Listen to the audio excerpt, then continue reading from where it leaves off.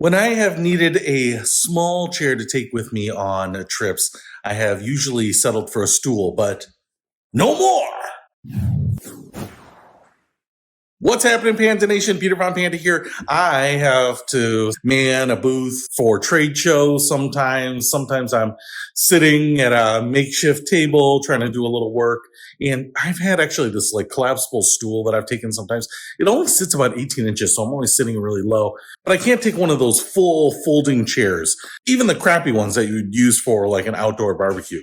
But I found this, and I think it might be exactly what I was looking for. So this is a folding chair, but as you can see here, it might not be super obvious. It is probably half of the width of your typical folding chair. But obviously it has some cushioning on it too. Some vinyl or some pleather here, white piping. It actually gives it a pretty nice little look. Kind of a pill shape and a circle on the bottom.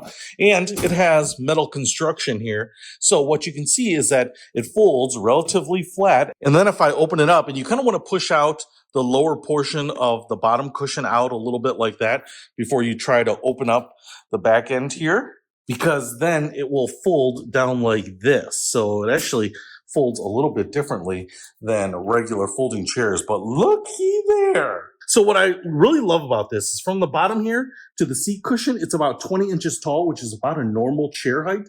And that means that I could use this to sit at a normal table and do some work, and hopefully it would feel like a normal chair and be pretty comfortable. I also love that it has the backrest, because the stools that I've used before, sometimes you can lean back and you're like, oh my gosh, there's no backrest.